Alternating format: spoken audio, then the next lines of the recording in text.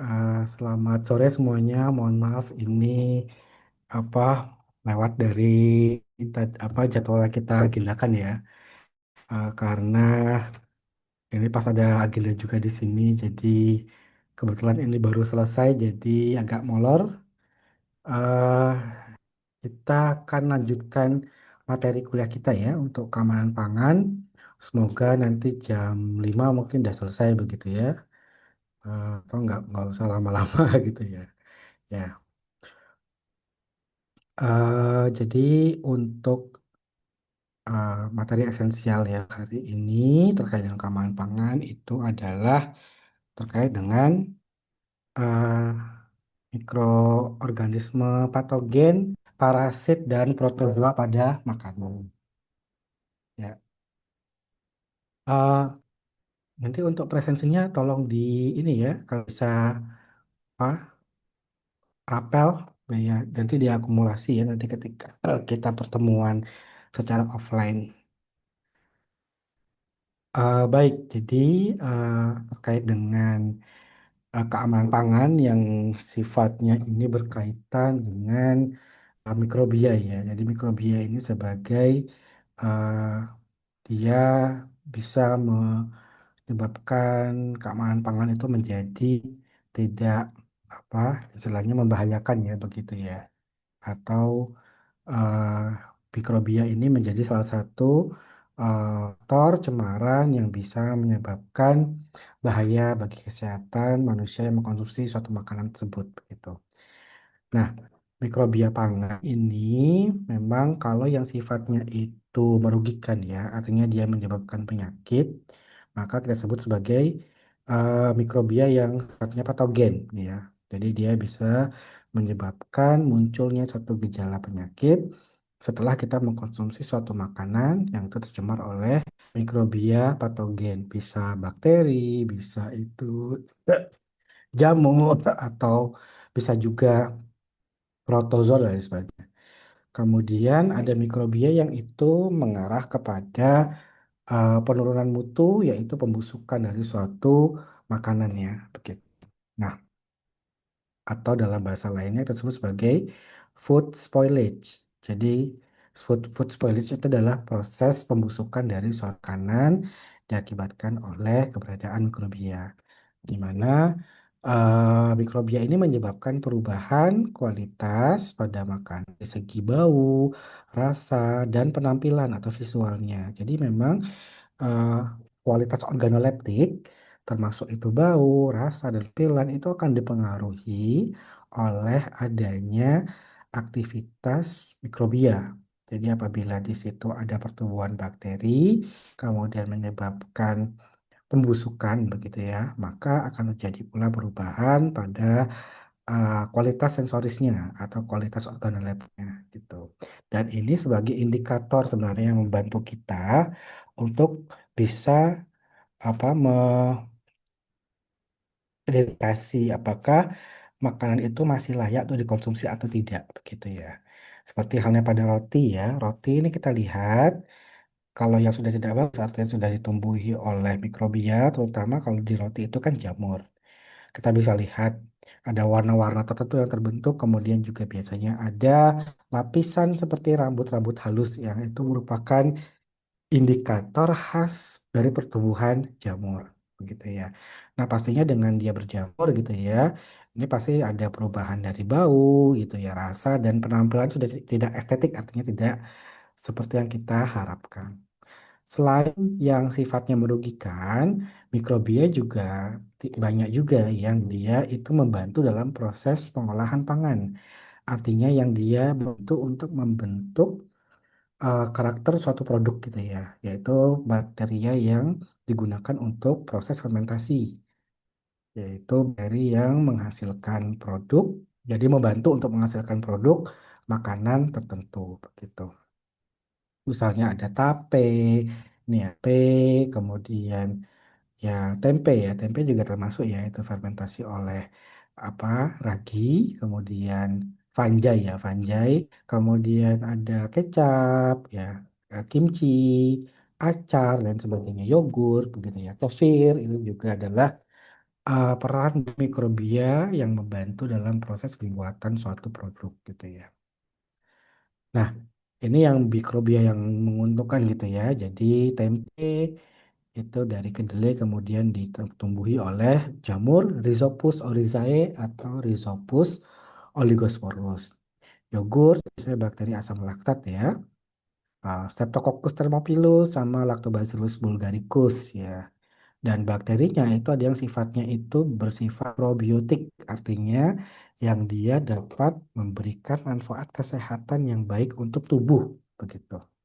Dan ada keju, yeast, yeast ini yang kemudian nanti digunakan sebagai um, starter untuk fermentasi pada adonan gitu ya, sehingga adonan bisa mengembang, kemudian dihasilkan pori-pori dan dihasilkan pula cita rasa khas dari hasil proses fermentasi.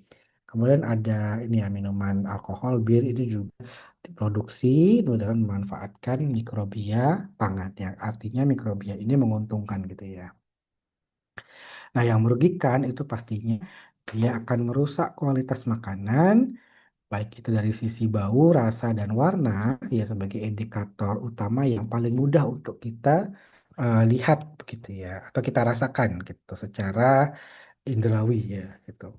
Kemudian pastinya akan menurunkan nilai gizi karena mikrobia itu akan menggunakan sumber zat nutrien atau zat gizi dari apa bahan makanan atau produk makanan begitu ya, sehingga di situ pasti akan berkurang kemudian apa nilai gizinya gitu, atau bisa juga terjadi perubahan pada struktur komponen kimia yang kemudian itu bisa menurunkan nilai gizi gitu. Makanya kan produk-produk yang istilahnya sudah ah, ah, dia mengalami kerusakan akibat pertumbuhan mikrobia, berjamur lah, ada bakterinya lah, ada lendirnya, itu kan memang tidak layak untuk kita konsumsi. Begitu.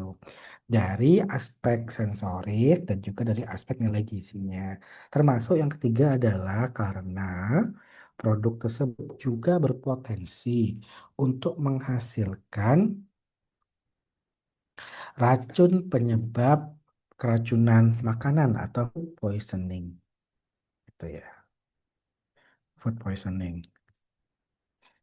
Di mana food poisoning ini ada banyak sekali gejala khas yang muncul gitu ya, yang biasanya ketika kita habis makan sesuatu gitu, terus kemudian ada rasa mual lah, muntah, diare, demam, atau perasaan tidak enak gitu ya, masalah badan tuh nggak enak rasanya gitu.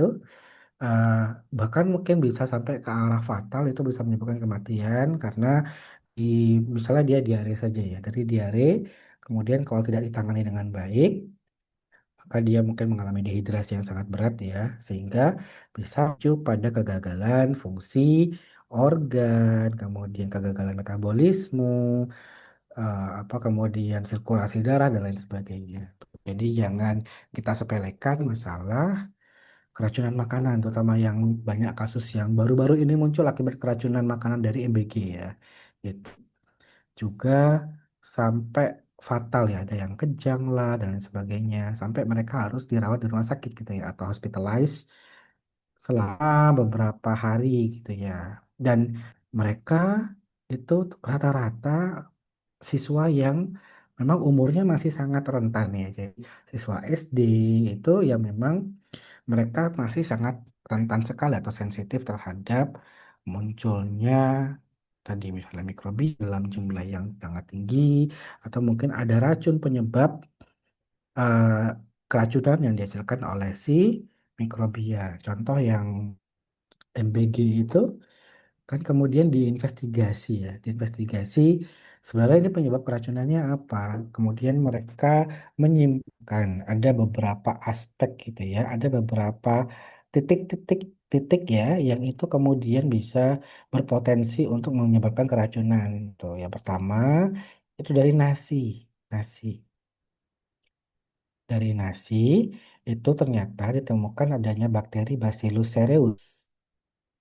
Bacillus cereus ini memang bakteri indikator yang banyak tumbuh di nasi ya, di nasi, dan dia menghasilkan spora sehingga dia sangat resisten, resisten. Nah, jika ini kemudian kita konsumsi gitu ya, Maka ini bisa menyebabkan masalah kesehatan gitu ya. Jadi apabila penanganan pada nasi yang nggak bagus, karena ketika kita itu menyediakan makanan dalam jumlah yang banyak begitu ya, maka eh, dia akan sangat rentan apabila kondisi prosesnya itu tidak sesuai atau tidak memenuhi, mungkin ada bagian nasi yang tidak matang. Kemudian mungkin kalau kita tidak menjaga kelembaban gitu ya, Kak, nasi itu dia kadar airnya sangat tinggi sekali sehingga mudah sekali bakteri untuk tumbuh. Kemudian ada cemaran. Jadi kontaminasi silang antara nasi yang sudah jadi dengan misalnya bahan mentah begitu ya. Nah, kemudian yang kedua itu adalah dari bakteri yang ada pada protein hewani atau nabati itu ya. Jadi ada salmonella. Jadi kalau misalnya apa misalnya pemasakan tidak tidak sesuai, tidak memenuhi apa istilahnya standar keamanan pangan. Jadi misalnya suhunya tidak begitu tercapai untuk membunuh bakteri atau ada bahan bagian yang masih mentah dan sebagainya, maka itu bisa menyebabkan keracunan. Yang ketiga katanya dari omprengnya, dari tempat untuk wadah makannya itu ternyata pembersihannya tidak bagus karena misalnya menggunakan air yang dia tercemar coli. Kemudian penanganan pasca dia dicuci. Dia kemudian bisa kontak atau tercemar dengan air limbah atau air yang ini kemudian bisa mencemari wadah yang harusnya dia sudah bersih tapi kemudian menjadi tercemar. Kemudian kalau keracunan uh, pangan, kalau secara definisi gitu ya, adalah seseorang yang menderita sakit dengan gejala dan tanda keracunan yang disebabkan mengkonsumsi pangan yang diduga ini mengandung cemaran biologis atau mikroorganisme atau kimia. Jadi memang yang utama itu adalah dari cemaran biologis atau kimia. Cemaran kimia juga bisa menyebabkan keracunan ya. Jadi misalnya situ ada residu dari bahan pembersih atau sanitasi yang tinggi gitu ya karena memang proses pembersihannya tidak bagus atau misalnya eh, ada kesalahan manajemen pada misalnya penyimpanan bahan kimia bahaya itu kemudian nyampur masuk di ruang produksi dan itu kemudian bisa mencemari gitu ya. Em, Sehingga ini bisa menyebabkan cemarinya atau mungkin juga ada toksin alami misalnya HCN kemudian juga mungkin toksin yang dihasilkan dari ikan atau produk-produk tidak segar dan sebagainya yang ini bisa menyebabkan keracunan pangan. Nah, bisa keracunan pangan ini menjadi kejadian yang luar biasa atau KB jika dua orang atau lebih menderita sakit dengan gejala sama atau hampir sama setelah mengkonsumsi pangan dan pangan tersebut terbukti sebagai keracunan.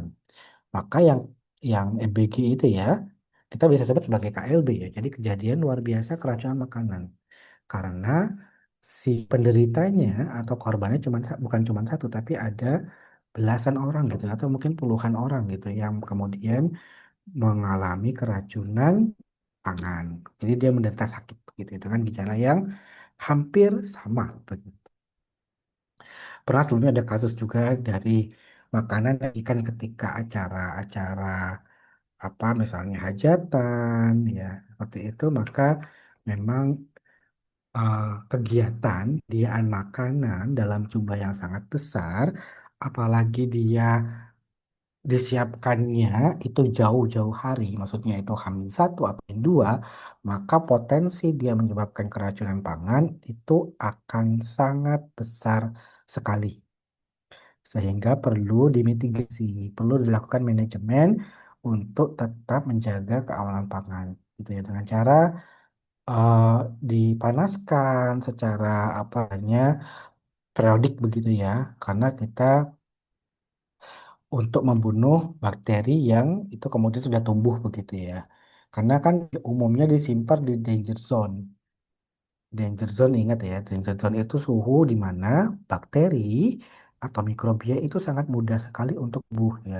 Jadi antara 5 derajat sampai 60 derajat gitu ya. Sehingga kalau dia berada di danger zone, maka kita perlu lakukan pemanasan periodik untuk membunuh mikrobia atau bakteri yang tumbuh di situ.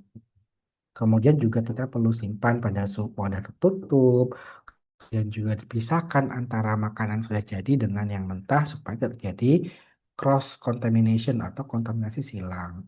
Kemudian juga perlu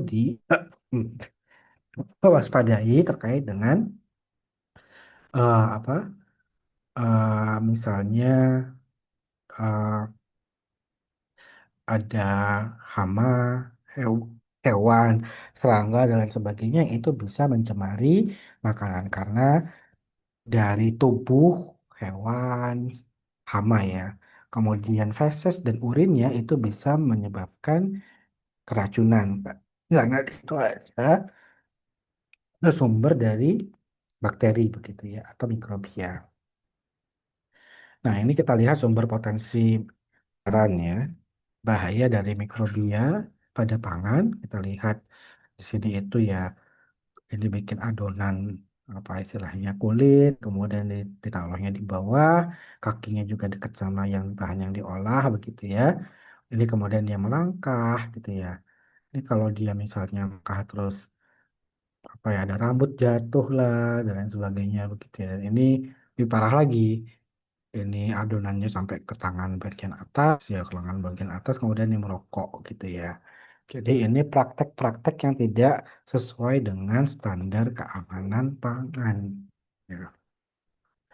Nah, kemudian kalau kita lihat secara definisi dari bakteri patogen, jadi bakteri patogen itu adalah bakteri yang dapat menyebabkan penyakit keracunan dan menimbulkan masalah kesehatan. Menyebabkan ada dua yang utama, yaitu namanya intoksikasi, kemudian ada infeksi. Gitu.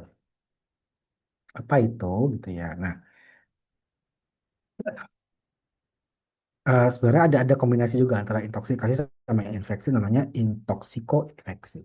Nah, kita lihat satu persatu ya. Pertama dari intoksikasi. Jadi dari suku katanya ya, dari kita lihat dari apa kata toksik ya. Jadi ada bahan yang beracun begitu ya, atau toksin. Jadi gejala penyakit yang muncul akibat toksin dari patogen. Jadi kata kuncinya ini keywordnya toksin dari patogen hasilkan selama pertumbuhannya pada makanan. Jadi, bakteri atau mikrobia ini bisa menghasilkan senyawa racun atau toksin selama dia tumbuh pada makanan. Nah, toksin inilah yang kemudian menyebabkan seseorang menjadi keracunan, gitu ya, atau masalah kesehatan. Jadi, toksin dari Staphylococcus aureus, jadi S. aureus ini merupakan bakteri yang banyak sekali muncul dari tangan penjamah makanan. Kemudian adalah Clostridium botulinum. Ini yang merupakan indikator untuk sterilisasi pada makanan lem. Ya. Jadi dia menghasilkan botox, botulinum toksin yang bisa melumpuhkan saraf dan lain sebagainya. Kemudian toksik misalnya ada apa Aspergillus flavus yang menghasilkan apa aflatoksin dan lain sebagainya. Atau mungkin jamur-jamur lain kemudian bisa menghasilkan toksin ya. Jadi mungkin pernah lihat di apa tayangan-tayangan gitu yang dia aneh-aneh ya. Jadi jamur yang dia dapat di hutan lah, yang dapat di kayu lah ya, dan sebagainya yang gitu. Kemudian nggak tahu apa keamanannya gitu ya. Kemudian dia makan, dia olah, kemudian jadi keracunan gitu ya. Muntah lah, pusing, mual gitu. Itu intoksikasi. Kemudian yang kedua adalah infeksi. Jadi dari asal katanya infeksi, maka gejala penyakit ini muncul akibat tumbuhnya patogen. Jadi infeksi dari patogen enterik. Jadi patogen enterik itu artinya patogen yang dia tumbuh pada saluran pencernaan. Nah, dia ini bisa invasif atau non invasif. Invasif itu yang sangat apa? Sangat aktif sekali begitu ya. Nah, kemudian ada beberapa jenis misalnya salmonella. Salmonella ini biasanya kalau pada makanan harus nilainya nol karena ini bisa menyebabkan menyebabkan masalah kesehatan yang sangat fatal gitu ya, di tipes itu ya karena salmonella. Ada Listeria patogenes, E. coli ya. E. coli ini yang biasanya pada feses yang menandakan bahwa kalau di situ ada E. coli, maka di situ tercemar feses gitu ya. Jadi ini akibat dari tumbuhnya mikrobia patogen. Jadi mikrobia patogennya itu masuk dalam tubuh, dalam saluran pencernaan, dalam jumlah yang tinggi, sehingga ini menyebabkan masalah kesehatan. Jadi dia menginfeksi, menyerang, baik itu sel, jaringan pada saluran pencernaan.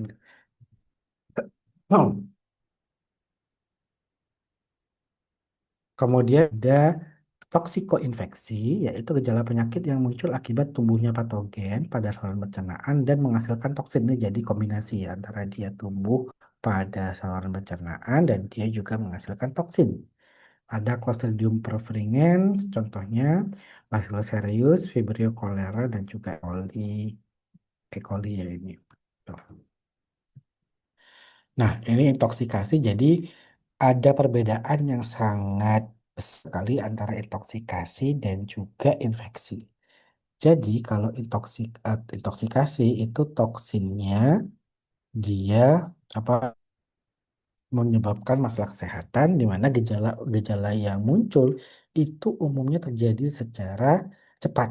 Jadi kisaran 30 menit sampai dengan 8 jam setelah konsumsi. Makanya ada yang misalnya habis makan sesuatu, terus selang 2 jam, 3 jam tuh langsung diare, mual, pusing gitu ya, dan lain sebagainya, gejala-gejala yang muncul, maka itu adalah keracunan yang diakibatkan oleh toksin. Jadi make-nya adalah intoksikasi, karena memang toksin itu reaksinya sangat cepat terjadi. Gejalanya ini beda antar jenis toksin. Jadi enterotoksin itu menyebabkan gejala sakit perut. Kemudian ada juga neurotoksin yang dihasilkan, itu menghasilkan gejala gangguan pada neurologis, jadi pada syaraf begitu ya. Nah, toksin ini dia sifatnya adalah stabil, bisa labil atau dia stabil terhadap panas, tergantung dari jenis toksinnya apa begitu ya. Jadi misalnya dia makannya itu siang, kemudian jam 5 itu udah muncul ininya apa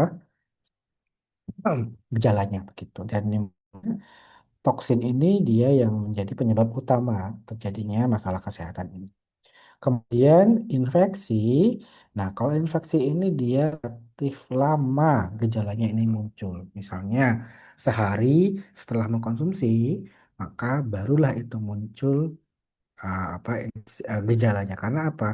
Di sini perlu waktu dari mikrobia itu untuk tumbuh dan kemudian pada jumlah tertentu dia bisa menyebabkan gangguan pada saluran pencernaan begitu. Biasanya mikrobia ini patogen atau bakteri patogen ini dia akan nempel pada dinding permukaan dari usus yang kemudian itu bisa memberikan apa masalah ya, perubahan pada lapisan permukaan dari dinding usus halus. Jadi misalnya dia bisa melukai, kemudian integritas sel-sel yang bisa memberikan perlindungan atau barrier juga bisa ter istilahnya bisa terganggu begitu, hingga si bakteri ini bisa masuk ke dalam sel, bisa masuk ke dalam darah dan lain sebagainya.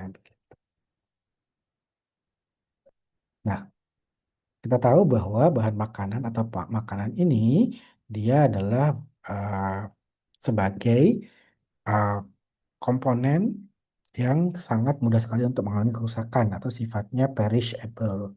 Perishable. Kerusakan secara fisiologis, secara fisik, kemudian mikrobiologis ini nanti bisa kalian baca.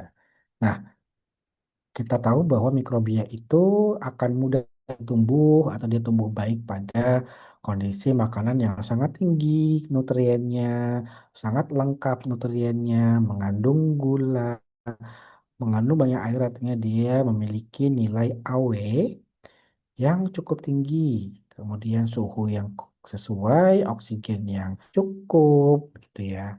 Dan kita tahu bahwa pertumbuhan mikrobia itu dia secara eksponensial. Eksponensial. Jadi sangat cepat sekali pertumbuhannya karena kelipatannya dua, kelipatannya ganda begitu.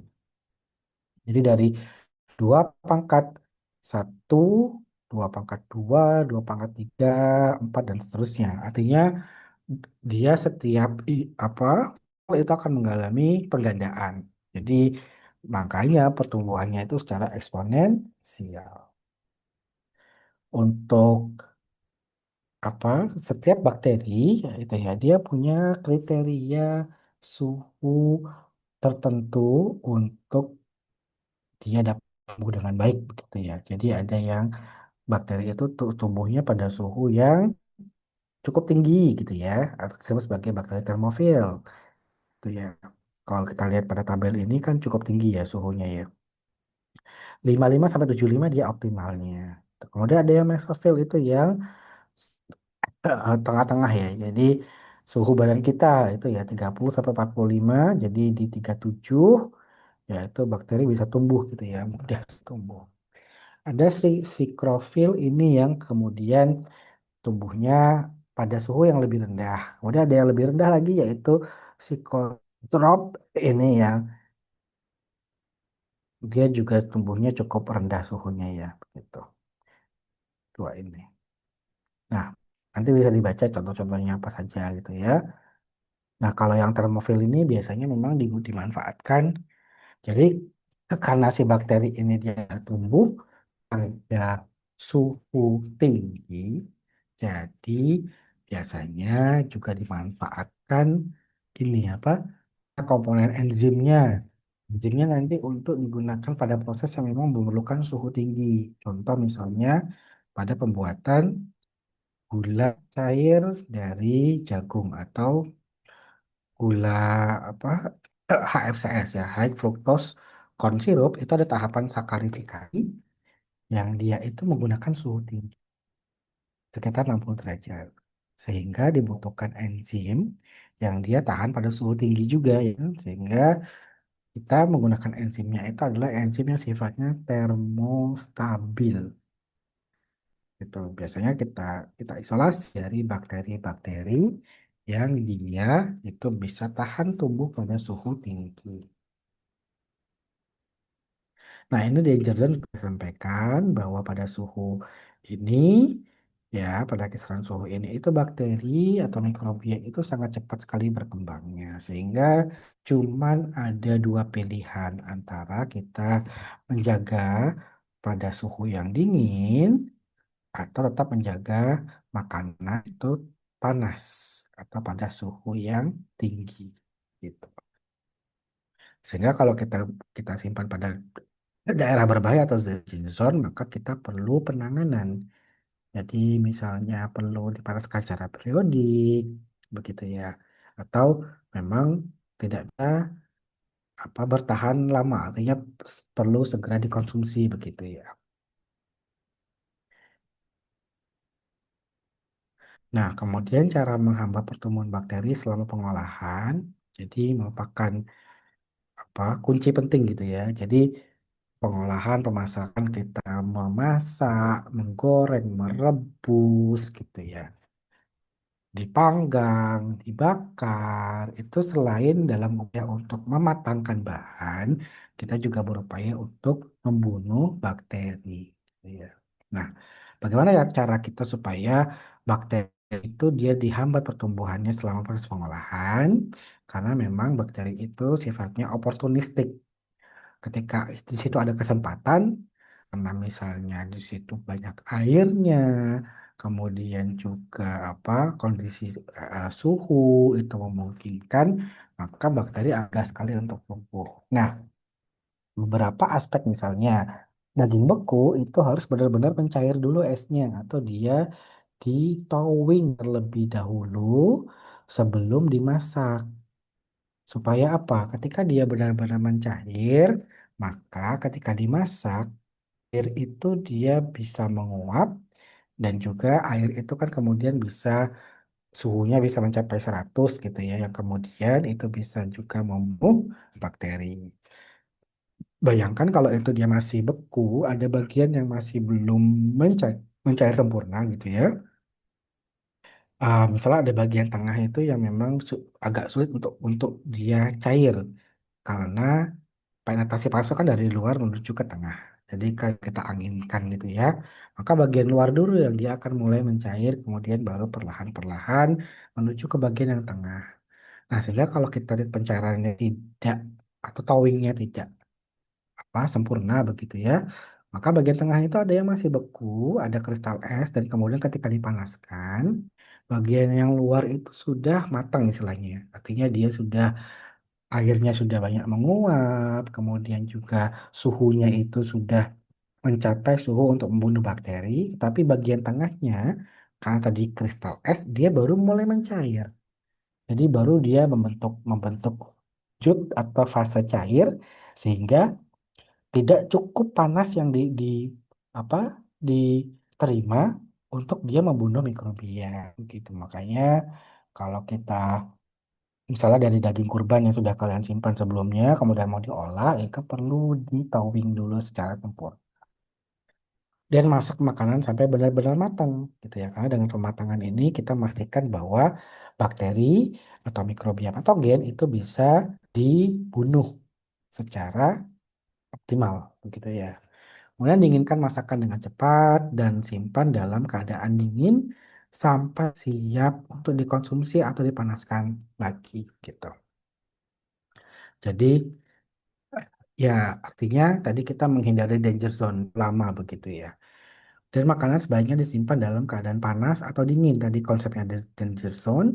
Makanya ada yang kalau prasmanan itu di bawahnya itu ada digunakan api gitu ya. Api untuk dia memanaskan. Jadi itu untuk memberikan rasa memberikan suhu supaya dia itu anget-anget ketika kita makan, dari sisi pangan itu juga bisa dalam upaya untuk menekan pertumbuhan dari mikro.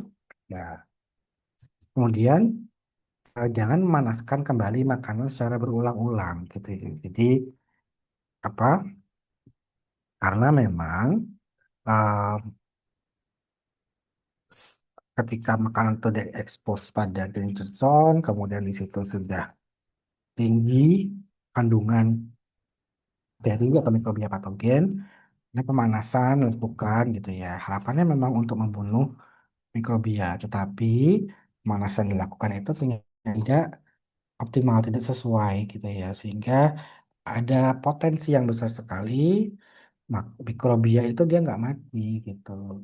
Dia tetap jumlahnya tinggi dan itu bisa menyebabkan keracunan gitu ya. Jadi kalau lihat di sini nih, lihat di grafik ini, di skema ini. Didinginkan, kemudian ini kan bakterinya. Ini tuh ada fase ketika dia berada di danger zone, itu tumbuh gitu ya. Dibunuh lagi suhu tinggi. Nah, ini karena ada juga bakteri yang mungkin dia sifatnya resisten gitu ya, ada spora-sporanya, yang kemudian ini bisa tetap tetap uh, stabil, artinya dia tetap tetap tetap tersisa gitu ya, tetap aktif gitu. Kemudian di sini didinginkan, ketika suhunya dingin maka sporanya dia aktif, tumbuhlah itu bakteri-bakteri gitu ya. Kemudian dingin ini dia cuman istilahnya cuman tidur aja, tapi jumlahnya sudah banyak gitu ya. Sehingga pendinginan, pemanasan berulang itu tidak disarankan. Pemanasan pada suhu di atas 74 derajat Celcius ini dapat membunuh bakteri untuk makanan yang langsung disajikan gitu ya. Pemanasan pada suhu 82 sampai 101 derajat ini untuk masa simpan yang lebih panjang. Artinya memang kita mengarahkan pada pemanasan suhu tinggi itu untuk membunuh lebih banyak mikrobia atau bakteri patogen sehingga kita punya durasi waktu penyimpanan yang akan lebih panjang. Kalau suhu 74 itu kan cuman mungkin sebagian saja sehingga sebenarnya kan masih bisa tumbuh, kemudian jumlahnya meningkat, sehingga bisa menyebabkan masalah kesehatan. Jenis bahan makanan mempengaruhi suhu dan lama waktu dari pengolahan ya. Ini pastinya gitu. Jadi kalau kita ngolah telur, tahu, daging, ikan, itu kan pasti akan berbeda-beda lama waktu pengolahannya. Suhunya kan juga dia akan berbeda-beda. Kalau kita masak sayur begitu ya. Nah, sehingga itu perlu kita perhatikan bahwa yang terpenting adalah bahwa bagian tengah atau bagian internalnya itu harus dia mencapai suhu untuk membunuh bakteri patogen atau mikrobia yang berbahaya tadi. Nah, ini sebenarnya kalau secara teoritis gitu ya, di daging itu sebenarnya kan butuh 74 derajat selama 15 detik ini untuk membunuh bakteri. Jadi misalnya salmonella gitu ya. Jadi sebenarnya suhunya tuh nggak tinggi dan waktunya tuh pendek. Tetapi memang ketika kita memasak makanan, bahan makanan, itu kan terjadi penetrasi yang secara bertahap dari luar menuju ke tengah. Gitu ya. Ada keberadaan misalnya kemudian tekstur bahan yang itu memang sulit untuk penetrasi panas, maka kita perlu waktu yang lebih lama supaya panas itu bisa menjalar masuk ke tengah dan pada holding time tertentu, pada lama waktu tertentu, kita tahan supaya panas ini dia bisa untuk membunuh bakteri patogen, terutama pada bagian internal tengah dari bahan makanan yang sedang kita olah. Jadi itu ya, apa cara teori itu cuman suhunya rendah dan lebih rendah, maksudnya nggak perlu 100 derajat gitu ya, dan waktunya pendek gitu ya. Kalau makin tinggi suhu ya semakin pendek waktu. Tetapi memang pengolahan pangan, pemasakan itu kan nggak cuma serta-merta kita bunuh bakteri, tapi juga untuk tujuan kita mematangkan bahan makanan. Nah, kemudian pengolahan makanan yang salah adalah pemanasan yang kurang, tidak sesuai gitu ya. Khususnya untuk daging dan juga unggas, karena memang ini dua komponen yang sangat digemari sekali oleh bakteri mikrobia patogen yang kalau penanganan pemasakan tidak bagus ya bisa menyebabkan keracunan sama halnya kemarin temuan dari investigasinya keracunan MBG itu salah satunya adalah bakteri yang ditemukan dalam jumlah yang cukup tinggi pada produk apa hewani ya itu jadi lauk pauk hewani kemudian dia eh, jumlah mikrobia patogennya tinggi gitu. Dan pemasakan pada suhu rendah atau suhu optimum pertumbuhan bakteri artinya suhunya itu tidak memenuhi syarat untuk membunuh si mikrobia patogen. Gitu ya. Kan misalnya kita menerapkan konsep minimal heat treatment. Jadi pemanasannya itu minimal karena misalnya kalau pada apa buah-buahan gitu ya sayur-sayuran maaf sayur-sayuran itu supaya dia warna tetap cantik begitu, supaya teksturnya nggak begitu lembek gitu ya. Nah, secara konsep memang kita tidak boleh suhunya terlalu tinggi gitu ya karena memang nanti bisa menyebabkan kerusakan apa tekstur gitu. Tapi kita perlu perhatikan juga dari sisi keamanan pangannya. Kalau suhunya itu terlalu rendah gitu ya, maka ini bisa saja tidak membunuh bakteri mikrobia patogen secara optimal.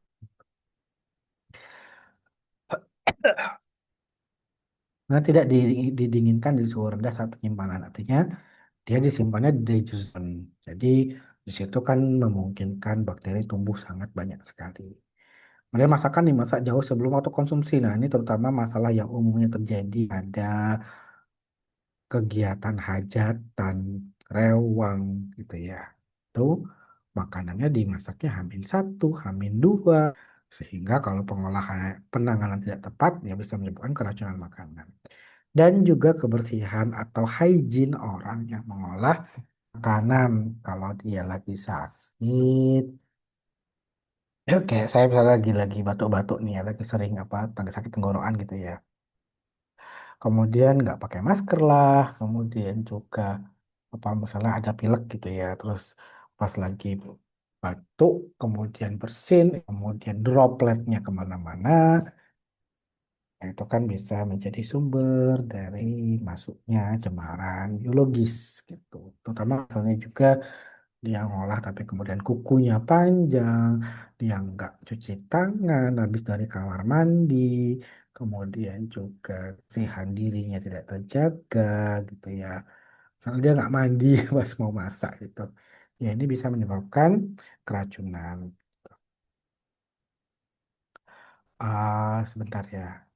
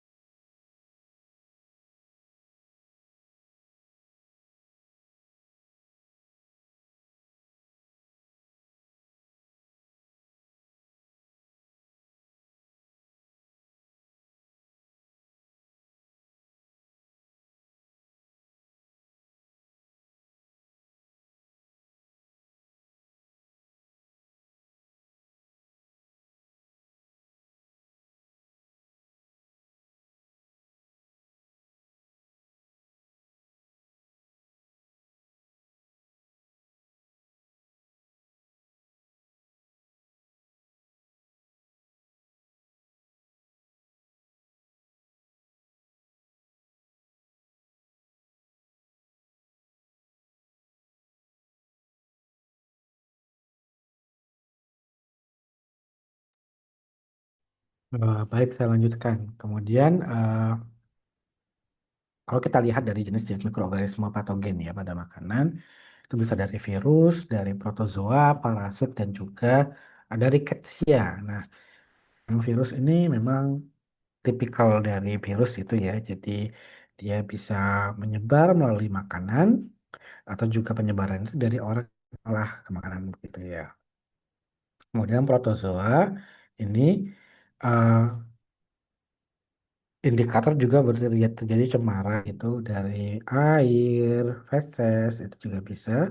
Kemudian parasit, jadi misalnya ada hama begitu, dan juga dari rickettsia. Rickettsia itu apa dari ini apa um,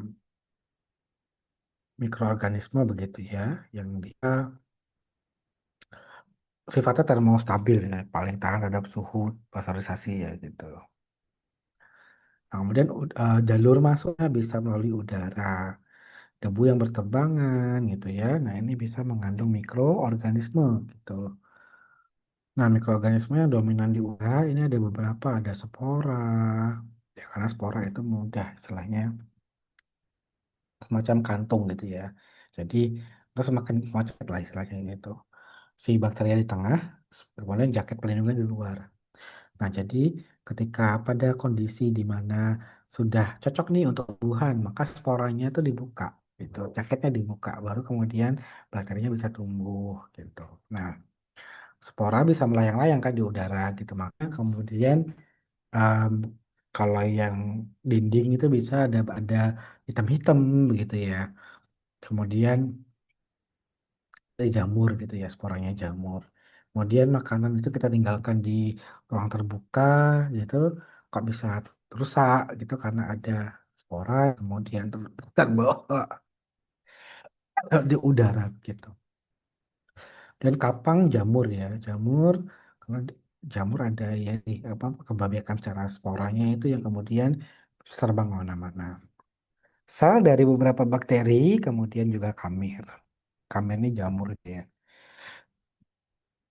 Nah, tanah ini juga sebagai media cemaran ya, menyebabkan cemaran, jadi mengandung berbagai jenis mikroorganisme, jumlahnya juga cukup tinggi ya, itu. Terus juga cacing ya, cacing itu ada di tanah itu ya, yang telur cacing itu ya, yang dia itu cacing pita lah gitu ya, cacing hati dan lain sebagainya. Nah, mikroorganisme dari tanah itu ada kapang, ada amir, dan juga ada bakteri. Gitu. Jadi dia sifatnya masih dorman. Dorman itu artinya dia tidur gitu ya. Dia nggak bisa melakukan aktivitas pertumbuhan. Ketika dia berada pada kondisi yang sudah sangat cocok sekali untuk apa pertumbuhan, maka dia bisa mengalami perbanyakan. Gitu. Limbah kotoran ini juga ya. Nah, ini perhatian adalah ketika kita menggunakan pupuk yang sifatnya organik, artinya dari feses gitu ya, dari fesesnya ayam lah, sapi, itu bisa menjadi sumber kontaminasi sebenarnya, sehingga kita perlu penanganan pasca panen yang baik, misalnya dibersihkan, dicuci, begitu. Jadi, yang pertanyaan adalah yang menjadi perhatian itu khusus pada pangan organik yang menggunakan pupuk kotoran atau dia kompos. Pasti jumlah mikrobi sangat tinggi gitu. Dan ingredient pangan. Apabila mengandung sumber mikroorganisme pembusuk dan patogen, maka itu juga bisa menjadi apa cemaran gitu ya. Rempah-rempah bisa mengandung kapang dan spora bakteri. Nggak cuma ini aja, misalnya kayak ada cabai kering gitu ya, itu kan kemudian di situ ada tumbuh tikus gitu ya. Kemudian di situ ada feses lah, ada urin tikus yang dia bisa membawa bakteri gitu.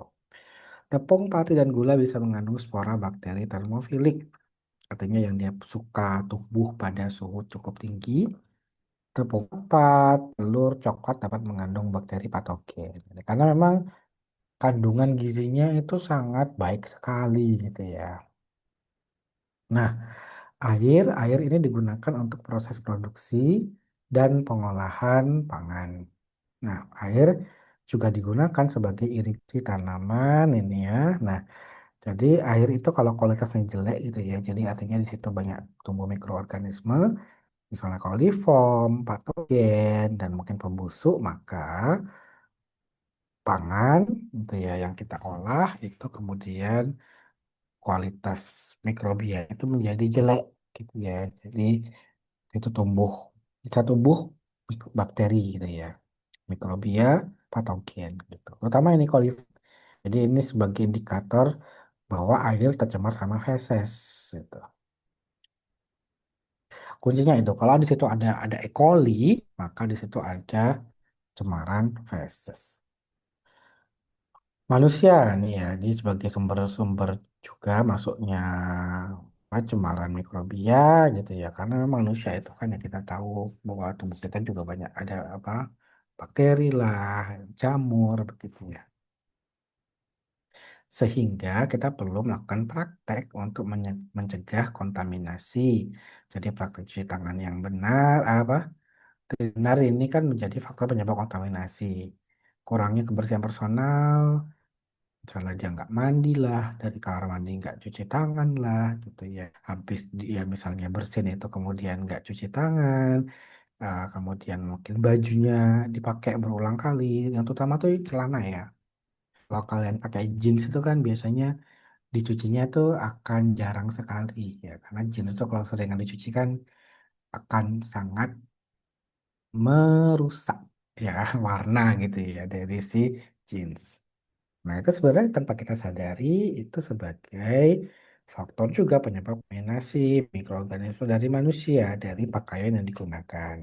Kurang kesadaran bekerja secara bersih gitu ya. Misalnya kalau banyak sampah lah, atau misalnya di situ banyak sisa-sisa mungkin apa dari bahan pangan yang diolah, kemudian kebersihan tidak terjaga atau mungkin ada apa sampah gitu ya. Nah, itu kemudian tidak dibersihkan, maka ini juga bisa menyebabkan kontaminasi. Luka kecil dan infeksi ini juga bisa ya.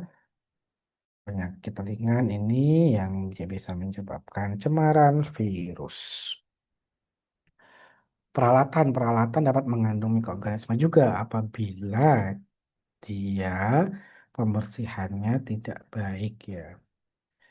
Peralatan yang digunakan secara terus-menerus dalam untuk jangka waktu yang lama menyebabkan mikroorganisme dapat berkembang biak dan menjadi kontaminan yang kontinu begitu. Jadi apa pembersihan tidak bagus misalnya kita menggunakan spatula atau kita menggunakan sendok kayu. pembersihannya nggak bagus. Ada masih titik-titik di mana itu mulai masih licin lah gitu ya. Pembersihan nggak bagus, ada sisa noda, dan itu bisa menjadi tempat akumulasi dari tumbuhnya bakteri.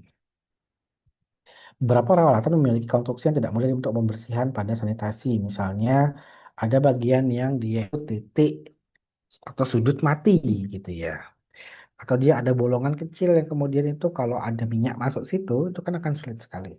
Jadi minyak udah masuk, tapi kalau air itu karena ada tegangan permukaan, sehingga dia akan sulit untuk bisa membersihkan pada titik atau lubang kecil itu. Begitu. Peralatan kayak pisau dan talenan juga bisa menjadi sumber kontaminasi silang. Jadi kalau misalnya kita cuma punya satu, dipakai buat motong daging, sayur, bahan-bahan rempah, bumbu dan sebagainya begitu ya. Nah, ini bakteri yang bisa tumbuh ini ada banyak ya. Lactobacillus, Pseudomonas, Mycococcus, Enterococcus, Escherichia, Listeria, Salmonella ya. Nah, kemudian kalau kita lihat mutu mikrobiologi pangan gitu ya. Jadi setiap pangan itu kan punya mutu mikrobiologinya. Jadi jenis bakteri yang tumbuh bisa beda-beda gitu ya. Karena tergantung dari sifat dari bahan pangan itu gitu. Pada daging, daging itu kan kita tahu bahwa sumber nutrien yang sangat baik gitu. Maka daging bakteri-bakterinya banyak yang ini bisa muncul yang sifatnya mesofilik, disimpan pada suhu apa suhu ruang sikrofilik, suhu dingin pun juga sebenarnya apa bisa memungkinkan. Makanya kan sebenarnya kalau daging yang mentah itu nggak boleh di chiller, harus di freezer ya. Bakteri yang aerob atau yang dia butuh oksigen dan juga anaerob. Susu, susu ya. Ini juga sama, susu sebagai bahan pangan dengan komposisi gizi yang lengkap, yang mudah untuk ditumbuhi mikroorganisme. Dari mana mikroorganisme? Bisa dari ambingnya atau dari puting permukaan tubuh hewannya. Jadi makanya kan sebelum diperah susunya kan harus dimandikan hewannya ya. Atau dia dibersihkan dulu begitu. Dari pakan, udara, air, pekerja, dan peralatan. Nah, ini mikrobia-mikrobia yang tumbuh itu bisa kalian baca ini ya. Jadi harusnya pada yang sehat itu, pada ambing yang sehat, maka mikrobianya itu dia juga sedikit, ya 10 × 3 sel per mili. Pada yang sakit itu akan tinggi sekali jumlahnya tuh ya. Kemudian ada kontaminan dari luar, ini kemudian yang bisa sebagai apa uh, cemaran gitu ya, masuknya bakteri gitu. Dari coliform, ada Micrococcus, Staphylococcus, Enterococcus, Spora Bacillus, dan juga Clostridium. Nah, bakteri pada susu ini ya, jadi em, juga bisa muncul dia selama pasteurisasi pasca penyimpanan gitu ya. Makanya susu itu kan memang kita perlu kombinasikan dengan pendinginan ya gitu ya supaya memperpanjang umur simpan. Kalau misalnya dia diprosesnya secara pasteurisasi, ya. Dan pasteurisasi kan cuman membunuh sebagian mikrobia. Kecuali kalau yang memang sterilisasi, yang kalau kemasan UHT, ya, susu UHT itu kita bisa simpan pada suhu ruang. Asalkan kemasannya masih bagus dalam kemasan yang aseptik. Telur ini mikrobianya kita bisa kita lihat pada ditemukan pada kulit telurnya atau cangkang gitu ya. Pertama Salmonella ini mikrobia yang dia berbahaya pada telur.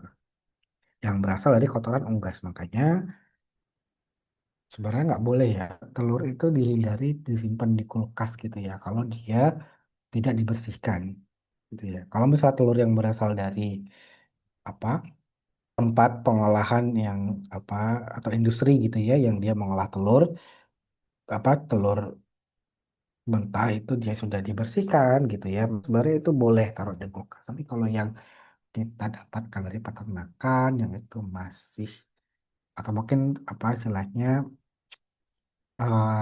dari petani atau dari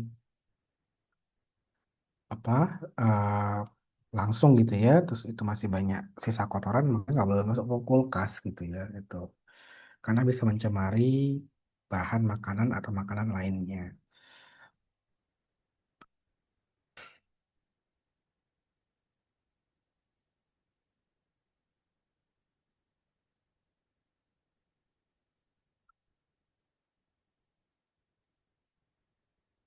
Nah, keamanan pangan telur, jadi ya ini tadi apa? Sebenarnya mikronya ini yang perlu kita apa turunkan begitu. Jadi ya apa penyimpanannya juga harus baik. Ikan ini juga temukan pada mikrobianya pada sisik, insang, saluran pencernaan gitu ya. Bakterinya nih macam-macam bisa dibaca ada virus juga dan protozoa. Proses pengolahan dengan panas ini yang kemudian untuk mendukung keamanan pangan pada ikan dan hasil perikanannya gitu. Jadi perlu diolah gitu ya. Sayur buah ini juga terutama bakteri asam laktat ya ini ya pada sayur buah. Kemudian juga sebenarnya jamur paling banyak jamur. Ini jamur-jamur lapangan. Jadi kapang jamur lapangan. Artinya yang ada pada tanah-tanah gitu ya. Patogen memang ada beberapa, misalnya Salmonella, Shigella, Botulinum ya. Nanti bisa dibaca lagi ya untuk yang kelebihannya apa. Sebenarnya saya nggak apa istilahnya nggak minta kalian buat buat hafal semua gitu ya. Tapi konsepnya tahu maksudnya kalau buah dan sayur itu kan secara ah pasca panen kan itu dari tanah gitu ya. Apa mereka di buah sayur ini kan dipanennya dari lahan, kemudian situ ada sisa tanah yang itu kemudian bisa mencemari mengandung mikrobia bisa mencemari buah dan sayur itu gitu. Terutama apa? Kapang. Kapang kemudian ada bakteri, bakterinya yang terutama juga adalah bakteri asam laktat dan bisa juga ada bakteri patogennya. Bakteri patogen yang dia bisa menyebabkan gangguan kesehatan. Tuh. Baik, mungkin sekian untuk kuliah kita sore ini. Kira-kira sebelum kita akhiri ada pertanyaan?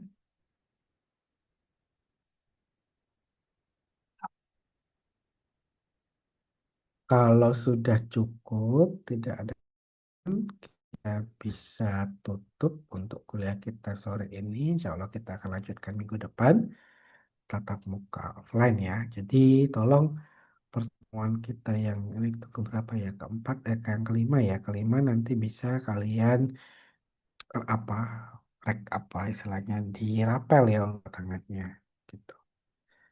Untuk materi nanti akan saya sampaikan di WA ya seperti biasa. Kalian juga apa dalam waktu ini kan juga istilahnya perlu untuk menyiapkan tugas ya gitu. Jadi masih cukup banyak waktu sehingga kalian bisa dengan luasa untuk koordinasi, diskusi dengan kelompok kalian untuk menyusun tugasnya. Tuh. Termasuk mencari mana target-target dari usaha, UMKM, rumah makan, atau mungkin warteg, warung, dan lain sebagainya, catering gitu ya, yang mungkin bisa kalian gunakan gitu sebagai tempat untuk evaluasi. Itu mungkin dari saya. Kalau tidak ada pertanyaan, kita tutup kuliah kita sore ini.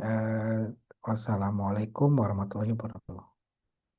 Waalaikumsalam warahmatullahi wabarakatuh. Terima kasih, Bapak. Terima kasih, Bapak. Ya.